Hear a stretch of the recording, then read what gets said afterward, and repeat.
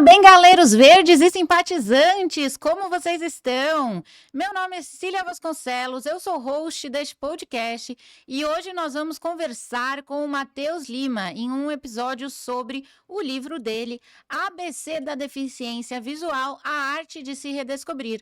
Esse nosso amigo é de Rondônia, Rolim de Moura, tá longe aqui, então a gente está fazendo de forma virtual.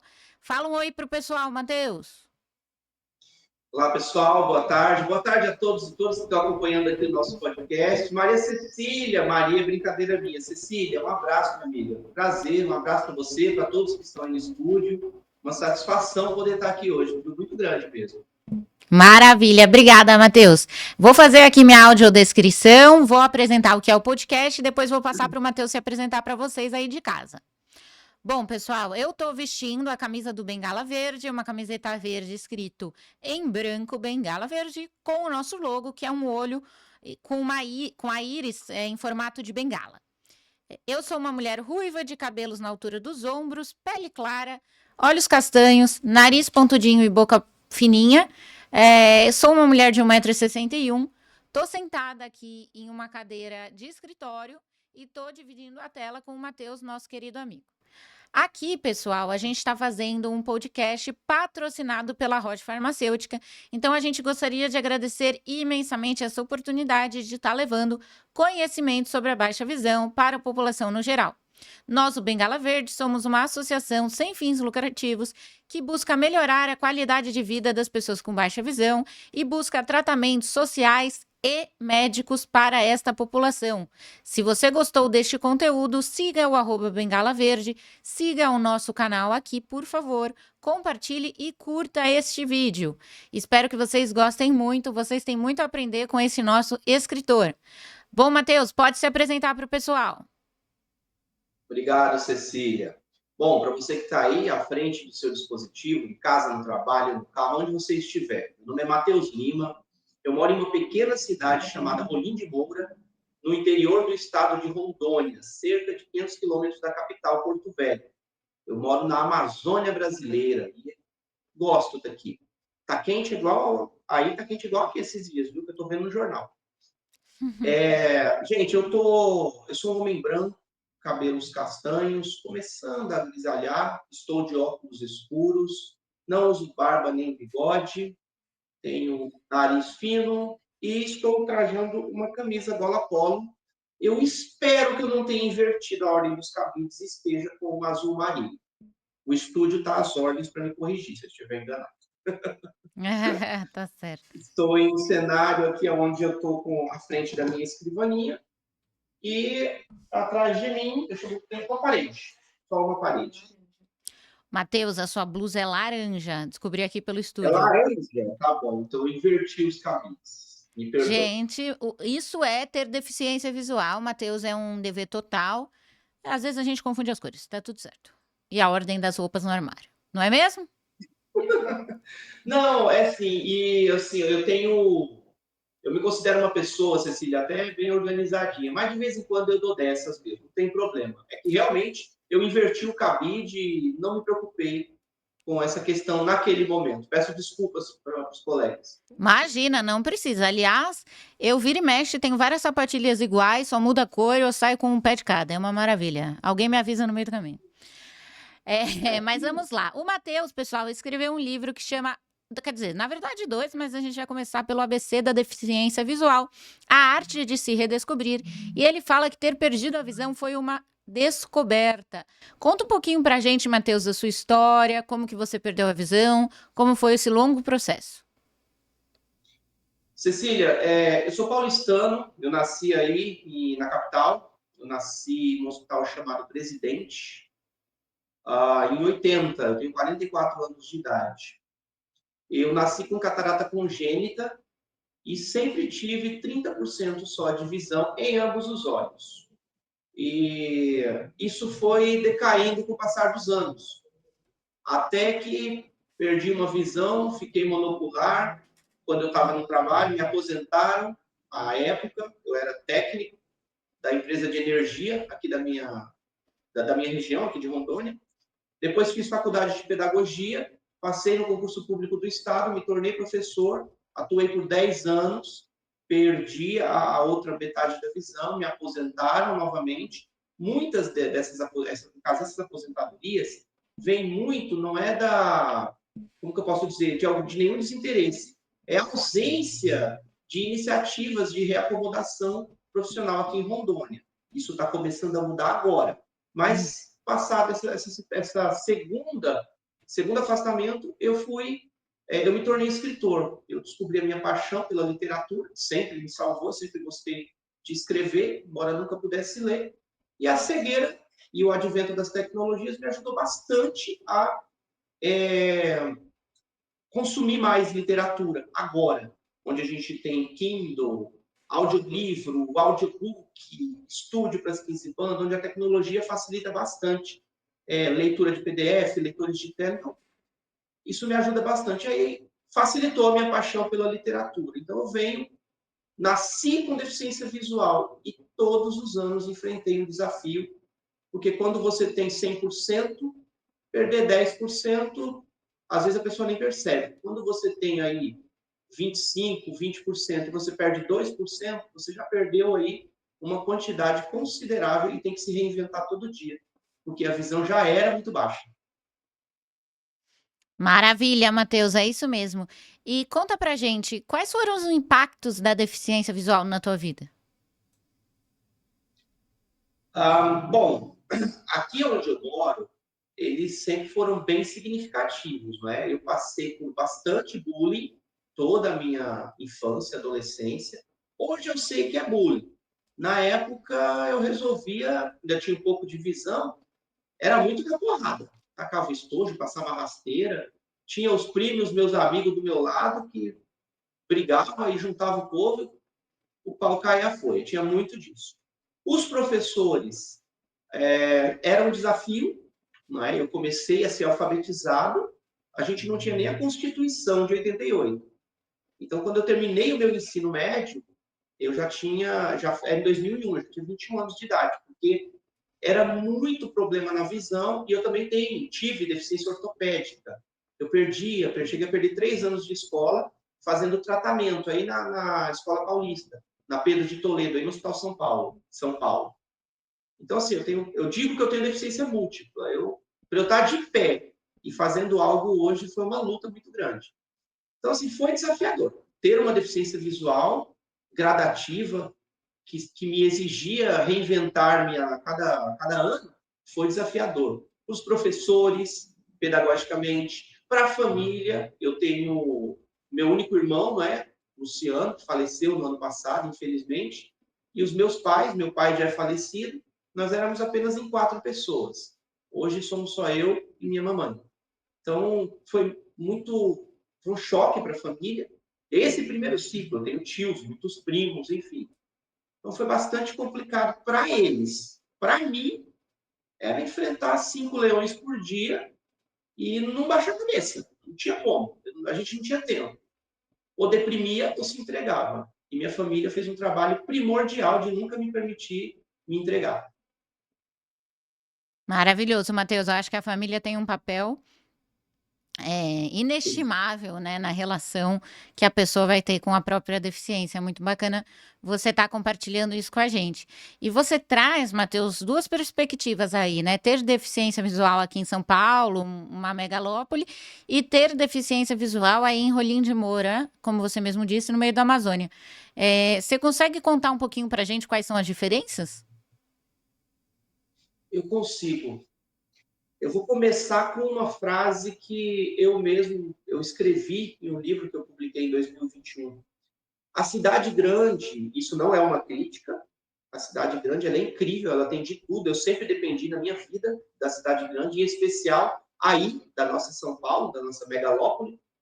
Mas a cidade grande, ela tem um ônus que ela nos transforma em anônimos urbanos. O nosso problema, ele é relevante até que como que eu posso dizer? Até que o ônibus vire a esquina. Nós somos invisíveis, muitas vezes invisibilizados, porque a cidade grande faz isso com a gente. Virou a esquina, caiu na rua, você corre o risco de ir para a indigência, não é? No seu sepultamento. Por quê? É cidade grande. Hoje, tem tecnologias que ajudam, rede social, etc., mas tem essas diferenças. E ser uma pessoa com deficiência visual aqui na minha cidade, eu sempre fui o filho do seu Moacir, da dona Iraídes. Os meninos que têm deficiência. Aqueles meninos do Monteiro Lobato, o Matheus e o Luciano. Nossa, eles são muito inteligentes. O pouco que a gente ensina, eles pegam, as notas são lá em cima. Depois o professor Luciano, depois o professor Matheus. Ou seja, eu trabalhei com a maioria dos meus alfabetizadores. Eles se aposentando e eu chegando na educação. Não é? Então, tem muito disso aqui, dessa perspectiva de todo mundo se conhecer, de você crescer junto com a cidade. Isso é gritante aqui. Já não é o caso de São Paulo. São Paulo, você se relaciona com uma pessoa diferente a cada passo. É o cobrador do ônibus, é o rapaz do caixa, do guichê ali do metrô, do passe especial, é a vendedora da loja, é o Uber, que nunca é o mesmo. Aqui na minha cidade, nós temos 10 Uber, a gente já conhece todo mundo, está tudo tranquilo. Então, tem essas diferenças sociopedagógicas e profissionais. Né? Aqui, nós nunca conseguimos um emprego. O comércio tinha até medo, meu Deus, eu não posso dar um trabalho para o filho do Moacir, o que esse menino vai conseguir fazer? Então, a gente tinha que se desdobrar de estudar para passar no concurso público. Porque emprego não tinha cota. Para ter cota numa empresa, ela tem que ter mais de 100 funcionários. A prefeitura municipal, nos anos 90, não tinha 100 funcionários. E dirá uma empresa, né? Então, tem essas diferenças. E a liberdade, Cecília. Aqui, o Baixa Visão, eu subia até o alto do pé de siriguela, eu corria de cachorro, eu tomava banho no rio, né? Eu jogava querosene, colocava fogo na aranha caranguejeira, só para ver a bichinha sair correndo pegando fogo, uma maldade da minha parte.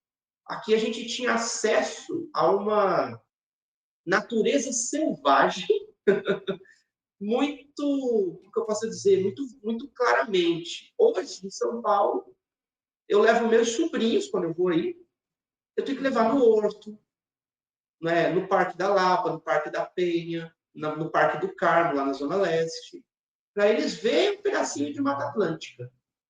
Eu não vivi isso, né? Eu criei Coati. Até hoje a gente vai nos balneários aqui, tem cutia lá, as cutias de estimação, você está lá caminhando, ela chega perto da mesa, te pede um pedacinho de mandioca.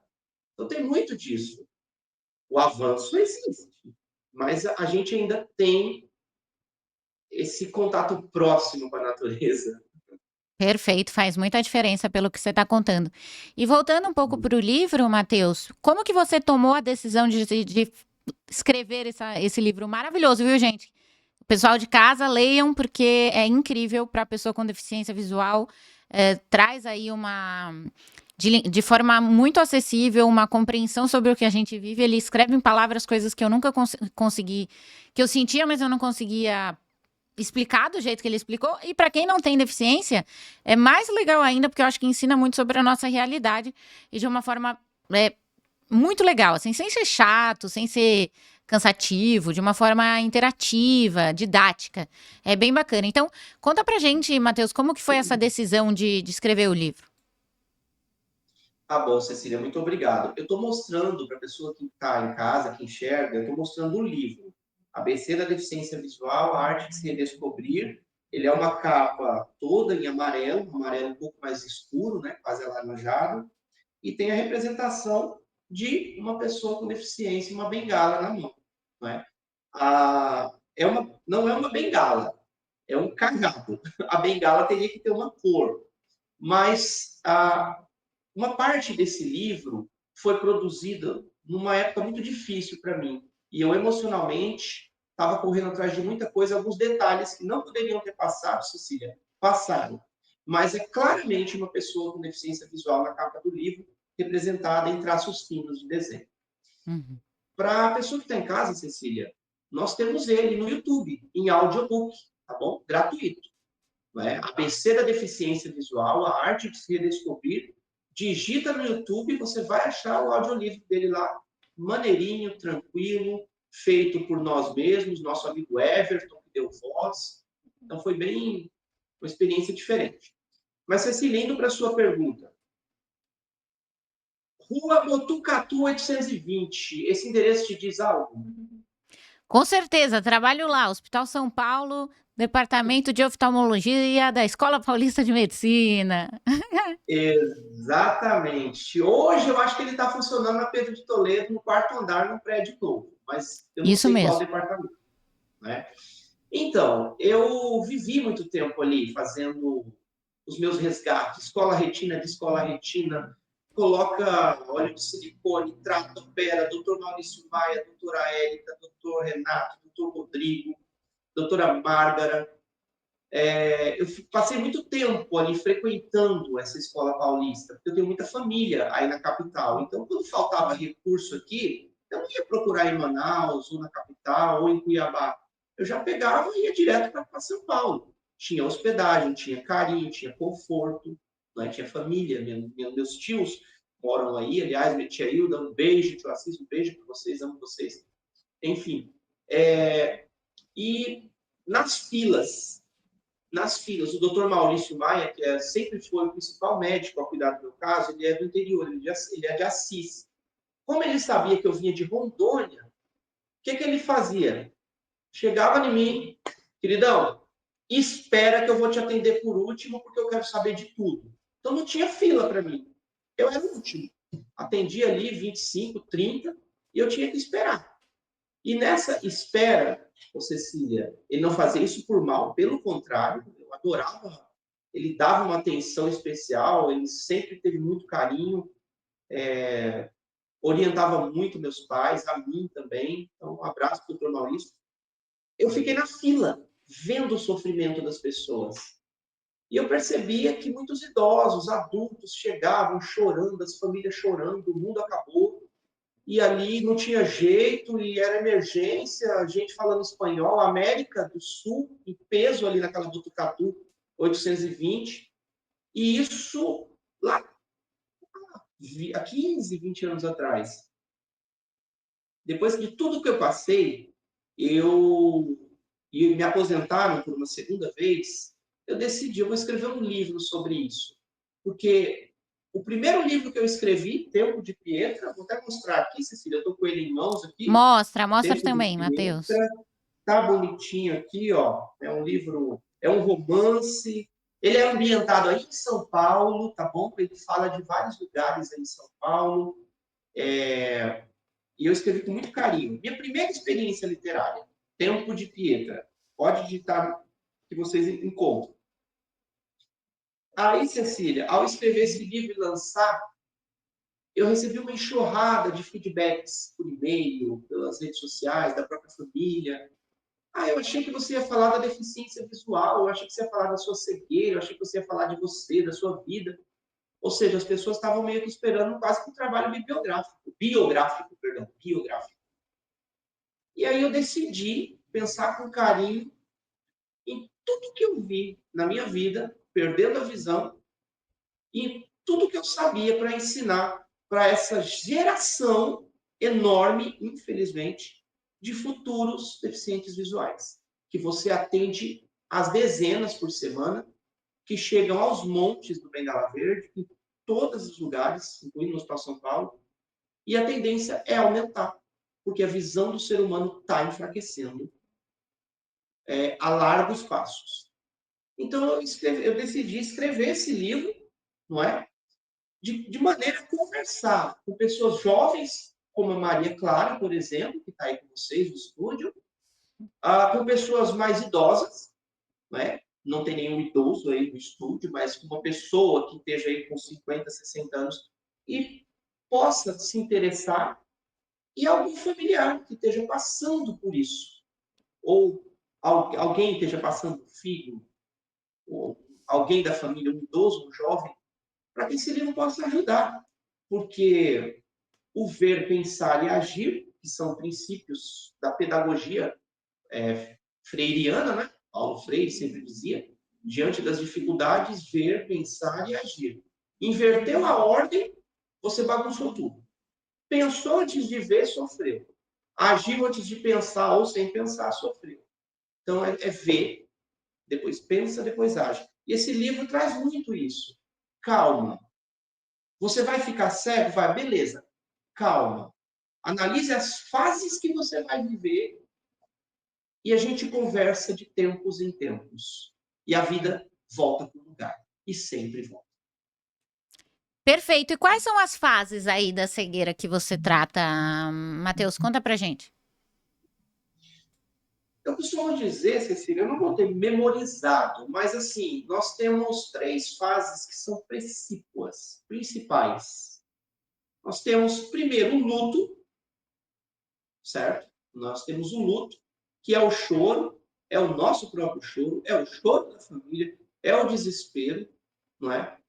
É o desespero do empregador, às vezes a pessoa é um profissional e até o patrão, meu Deus, o que eu faço agora? Isso tudo acontece.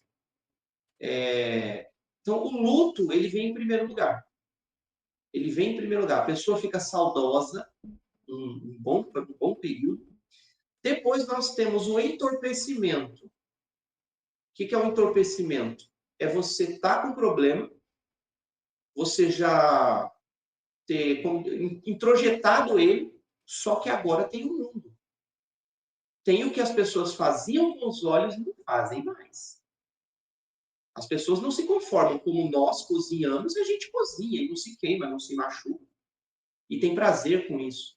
A pessoa, se fechar o olho e falar, vai para a cozinha, quem enxerga normalmente, ela fica desesperada. Então, o desespero, que é o luto, passa, aí vem esse entorpecer. É o descobrir dia a dia. Calçar um chinelo com tato, usar um teclado, descobrir. Já ensinou, Cecília, pessoal aí do estúdio, que o F, o J e o 5 do teclado tem um pinguinho que é para orientar o cérebro? Opa! Já dá para Opa, é adivinhar. verdade. Isso é bem importante de ensinar e eu tenho certeza que as pessoas sem Olha, deficiência nunca eu tenho repararam. certeza. As pessoas no estúdio aí, alguns não vão saber. Vão olhar para o teclado agora, para a letra F, para a letra J, e para o 5 e vão, é mesmo, tem uma bolinha, para que é? Não é? Acabaram de olhar aqui. Pois é. E é universal, né? Exato. Tem todo Aí, o teclado. o banho. Nossa, logo que eu me casei, chegaram a perguntar para minha esposa, você dá banho dele? Olha a ideia. É. Se bem que, dependendo da situação, é até romântico, né? Até hot, mas não é o caso. Não. A gente tem uma autonomia, só que é uma autonomia aprendida, é uma autonomia buscada. E essa é a segunda fase. E eu chamo que a terceira, não é, e sublime fase é você se redescobrir. Por isso que está aqui no título, a arte de se redescobrir. Não é? Eu coloco que é a arte, se eu fosse repensar o título 10 vezes, daria 10 títulos, mas viver com uma deficiência visual é uma redescoberta cotidiana dos prazeres mais básicos, como a nossa vida íntima, como a própria vida conjugal, até os prazeres mais, como que eu posso dizer, notáveis, que você fica mais crítico do ponto de vista olfativo, mais criterioso do ponto de vista auditivo. Por que eu me preocupei com a acústica aqui da onde eu estou? Porque é um lugar que eu não esperava que eu ia gravar aqui. Né? Eu fui pego por uma situação climática que não deu para chegar em casa. Enfim. E tem também a situação visual, que acabou. Fica só na memória. O espectro das cores, enfim. Então, essa terceira fase é a fase onde a gente aprende a ter prazer de novo com as pequenas coisas, não é? Então, essas 3 fases são importantíssimas, porque cada uma tem o seu tempo e cada uma tem o seu...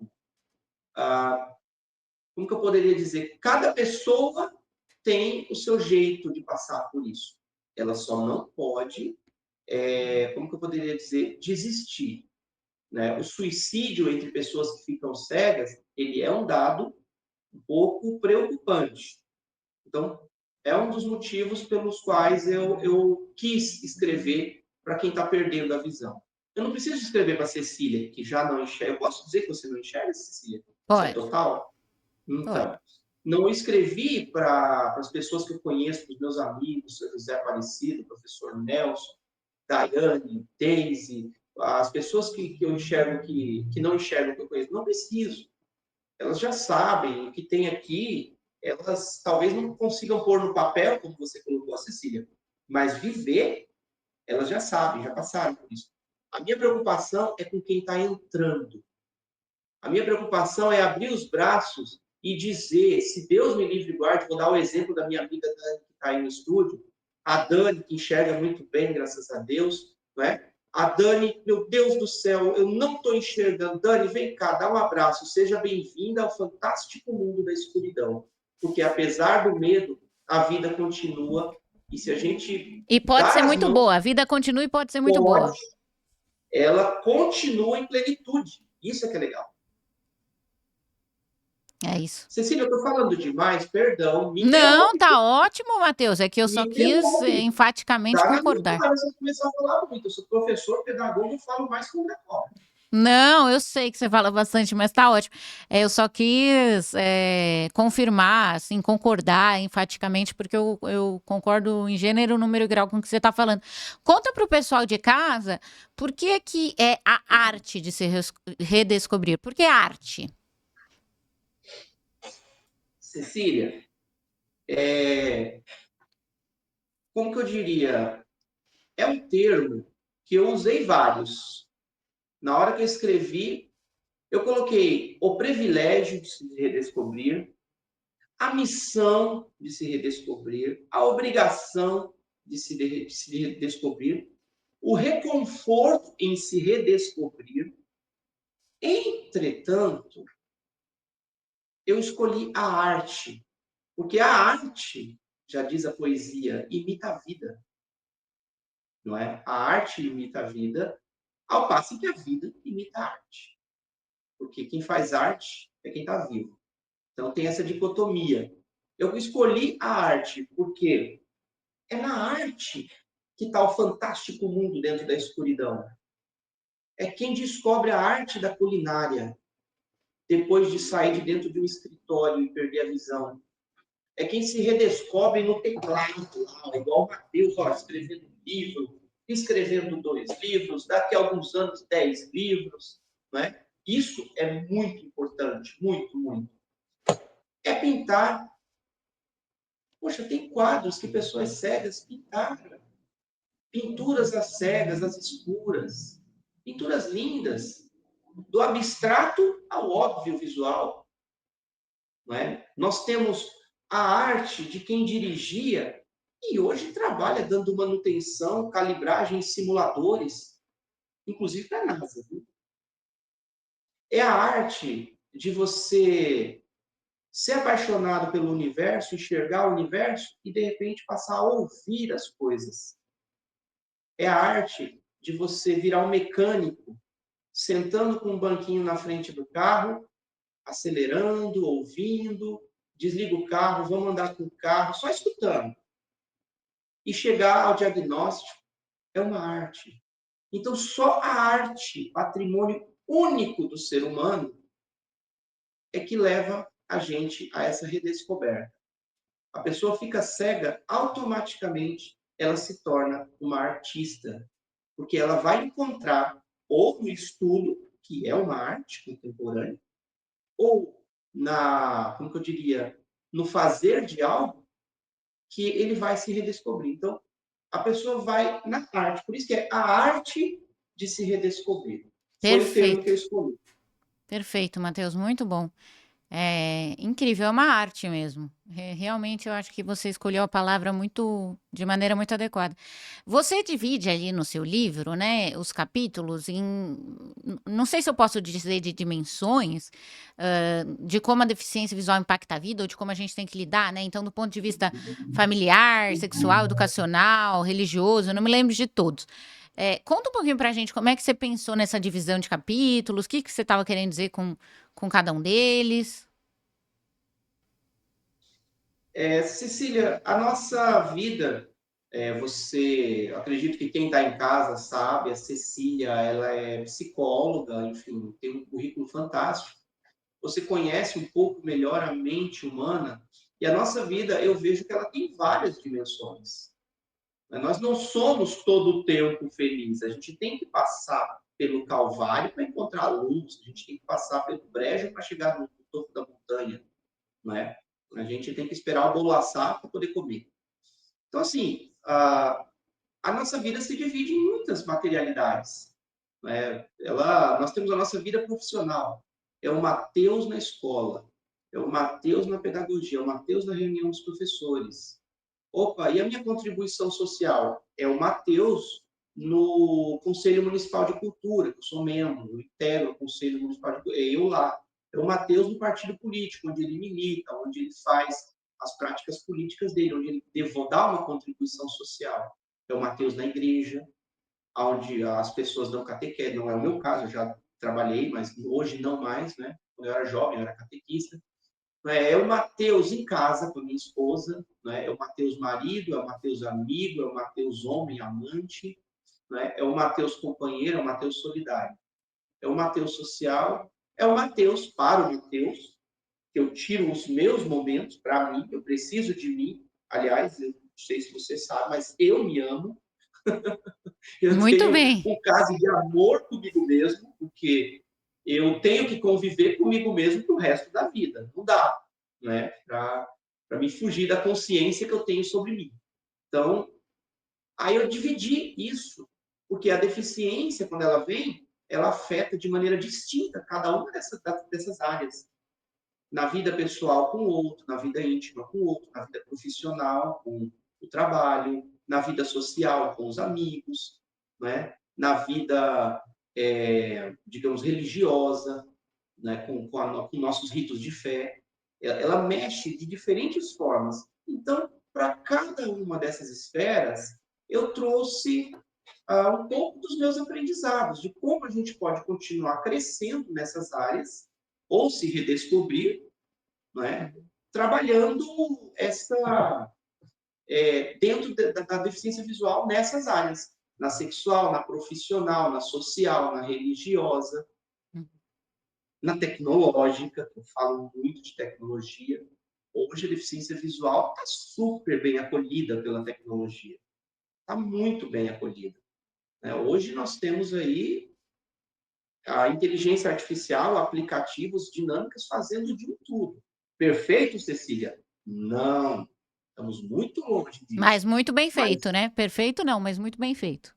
exato, mas avançamos bastante. A tecnologia hoje nos ajuda bastante. Eu Concorda brinco comigo? que hoje em dia você ter deficiência visual é bem mais fácil, porque a tecnologia facilitou com que a gente conseguisse fazer muitas e muitas coisas com mais independência sem precisar enxergar, o que não era uma realidade há 10, 15 anos atrás, né? Exatamente. Exatamente. E eu vi isso de perto, por isso que eu escolhi escrever esse livro para quem está perdendo a visão.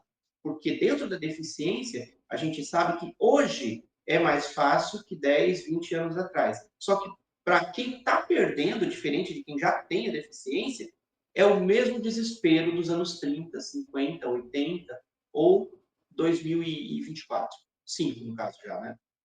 O desespero é o mesmo, é igual. Só que aí eu trago essa calma. Calma. A sua visão vai acabar. A sua vida e o mundo, não. Exatamente, Matheus, maravilhoso, muito bom. E o que você espera com esse livro? Cecília, eu vou sempre trabalhar ele. Ele é um material que eu lancei o ano passado. Eu fui contemplado aqui, eu só fiz esse livro graças a um edital da Lei Paulo Gustavo aqui, um valor muito irrisório, mas eu fiz com muito carinho. Eu estou mostrando o verso do livro, ô Cecília, quem está em casa está vendo que ele tem umas logos. Governo Federal, Secretaria de Cultura, Governo do Estado, Lei Paulo Gustavo, Ministério da Cultura, dentre... Né? Tem aqui a faixinha com as logos. É importante eu frisar isso, por quê? Porque foi a oportunidade que eu recebi. Mas se precisasse, eu tiraria do meu próprio bolso. Matheus, você ganhou algo? Não, de jeito nenhum. Não sobrou um centavo para o Matheus, pelo contrário. Eu friso isso, que esse livro, ABC da Deficiência Visual, eu fiz com muito carinho. Então, o que eu espero desse livro é novas edições, um texto melhorado, porque depois de namorar, depois do texto descansar, eu voltar nele, eu encontrei falhas, alguns amigos meus encontraram, deram sugestões que vale a pena reincorporar em futuras edições. Então, eu quero que ele seja um livro que ele evolua junto conosco, sem perder a essência, sem crescer para além de um tamanho confortável para se conversar, né, com o público ao qual ele é destinado, que são as pessoas que estão perdendo a visão. E eu espero que esse livro possa ser adotado pelo maior número de institutos, pessoas, hospitais, escolas possível. Porque, como pedagogo, né, como psicopedagogo, eu batalhei muito, muito por esse texto. E eu acho que ele pode ajudar. Eu quero que esse texto cresça. Né? Talvez não por mim nem por você, mas pelas pessoas que o Bengala Verde atende, pelas pessoas que estão perdendo a visão, pelas filas que se acumulam lá na Botucatu 820 e em tantos outros hospitais oftalmológicos e institutos de pessoas com deficiência visual, que só no Brasil nós temos as dezenas. Matheus, eu desejo mesmo. Eu espero que seu livro quebre a bolha e consiga atingir as pessoas que estão no começo do processo, porque eu acho que existem diferentes formas de lidar com a deficiência visual e diferentes ferramentas para conseguir se redescobrir, chegar lá no final, onde você consegue entender a deficiência como uma parte sua e ficar bem com isso, ficar satisfeito, ficar ok. Né? E dentro desse longo processo, as pessoas elas vão se utilizar de amigos, de associação de pacientes, de médicos apoiadores, do apoio da família, de psicoterapia e também da arte. Eu acho que a arte ela pode trazer uma percepção, uma reflexão, insights para uma pessoa que às vezes a gente não consegue de uma outra maneira. Então, eu espero que o seu livro consiga atingir essas pessoas, tocar essas pessoas, trazer clareza, reflexão, pensamento, novas perspectivas, de certa maneira, até esperança, eu diria, para quem está passando por essa condição. E eu também espero que o livro faça com que as pessoas que não têm deficiência leiam para entender o processo. Porque eu acho que é um livro que mostra realmente como a deficiência tem um impacto, como ela não é fácil no começo, como ela impacta todas as outras áreas da vida, mas o livro principalmente mostra que nós continuamos sendo pessoas, que a deficiência não nos define, né? Que ela é mais uma característica importante, mas mais uma das características, e que a gente tem sim como ver com ela. Eu acho que é uma quebra de tabu interessantíssima e muito bem colocada. Eu acho que muitas vezes quando a gente é muito conhecedor de um tema, a gente escreve de uma forma que só quem já conhece entende. Mas eu acho que o seu livro tem esse potencial de atingir pessoas leigas, porque ele é fácil e didático de ser entendido. Então, eu também tenho esse mesmo desejo, essa mesma esperança que você colocou aí, de que atinja o maior número de pessoas, principalmente essas pessoas que estão precisando ouvir de diferentes formas sobre como é um processo de se desenvolver e de processar a deficiência visual. É muito interessante mesmo. E, Matheus, conta um pouquinho pra gente do seu outro livro, Tempo de Pietra, porque eu acho importante saberem, assim, que claro que pessoas com deficiência podem escrever sobre a própria deficiência ou sobre como que se dá o processo, mas, evidentemente, como eu disse anteriormente, nós somos pessoas, escrevemos sobre outros temas, então o Matheus também escreve sobre outras coisas, e eu gostaria que você compartilhasse aí um resumo breve do que seu outro livro trata. Eu sei que você já falou um pouco, mas se você pudesse aprofundar.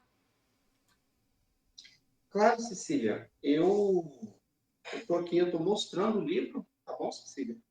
O outro livro está aqui do ladinho, o ABC está aqui do ladinho, e eu estou mostrando a capa do livro Tempo de Pietra, ela é predominantemente azul e tem a representação de um rapaz de pé e uma mulher com os cabelos caídos, mais acima,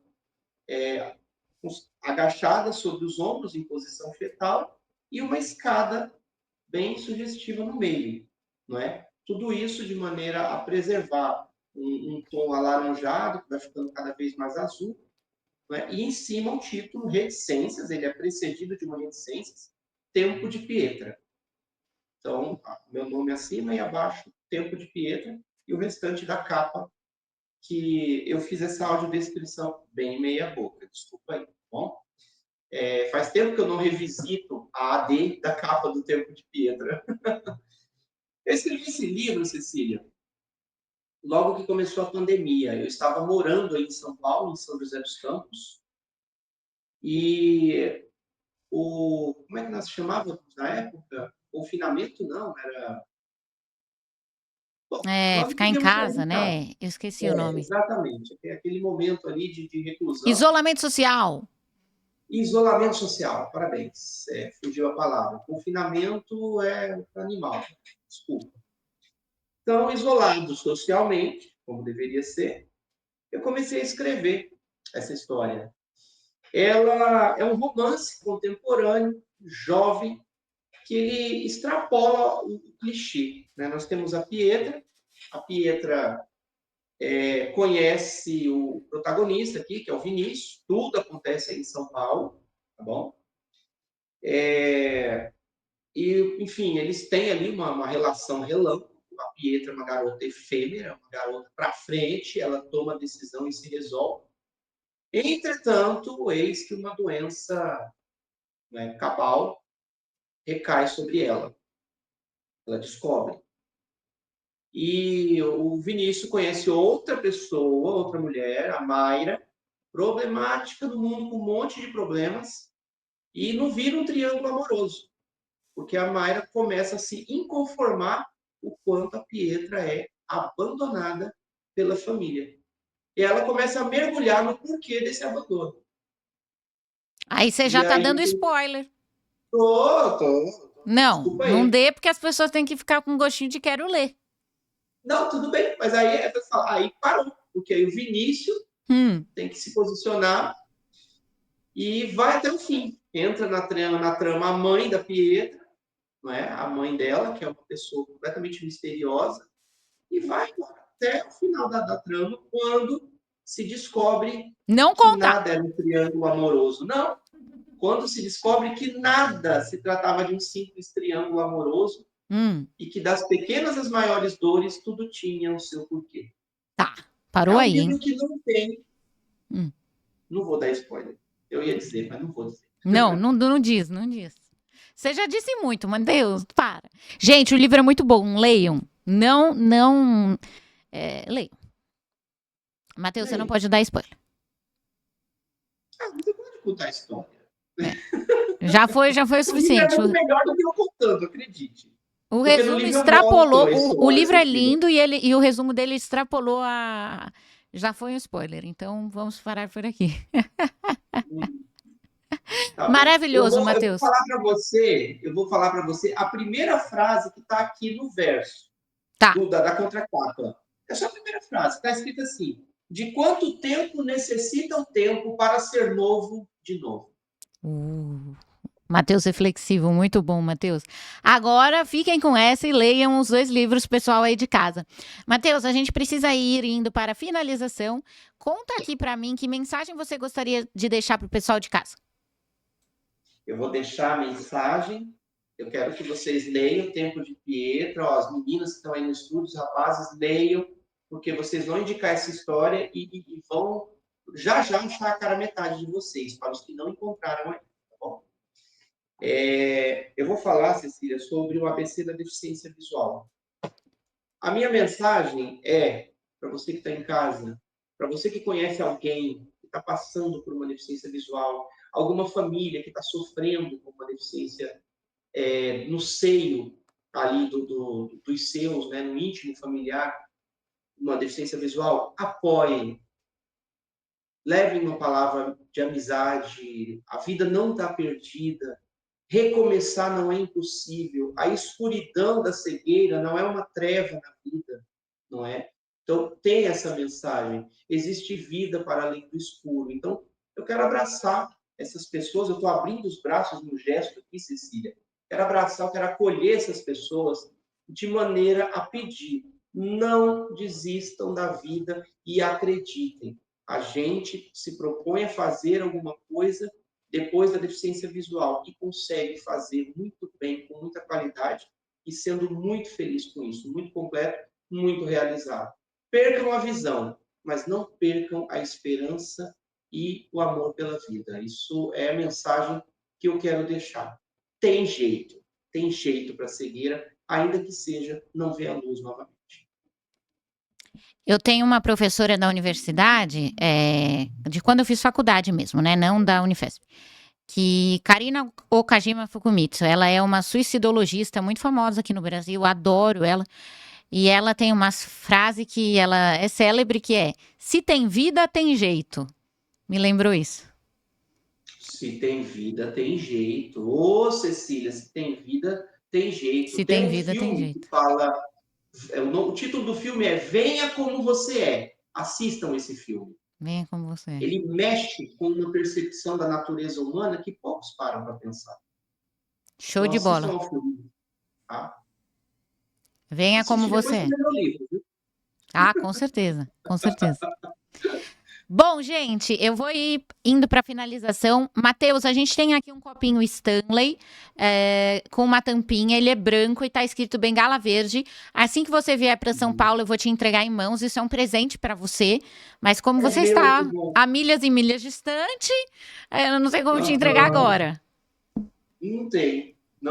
Mas olha, eu quero dizer para você, Cecília, com muito carinho, para todos do Bengala Verde, Rodrigo, Dani, enfim, eu vou buscar o meu copo.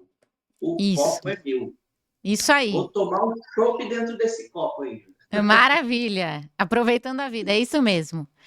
Bom, pessoal, você que ficou aqui até o final desse episódio, a gente agradece imensamente a oportunidade.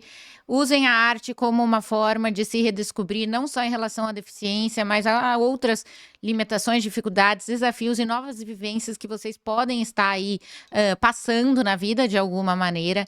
Leiam o ABC da Deficiência Visual, a arte de se redescobrir, tendo ou não deficiência visual. Eu juro para vocês que vale a pena. Se não valer, pode ir no meu Instagram, @CeciliaVasconcelos, com 2 L's, PC, de psicóloga, PSI, para reclamar no meu direct, tá? Eu deixo. Então, porque eu tô garantindo que o livro é bom. Eu agradeço novamente a Roche por estar patrocinando e fazendo possível esse podcast que está trazendo tanto conhecimento sobre a deficiência visual. Eu espero que chegue no maior número de pessoas. E para isso, eu peço que vocês curtam esse vídeo, sigam este canal e compartilhem muito para a gente rodar o Brasil inteiro com essa informação. Um grande abraço a todos.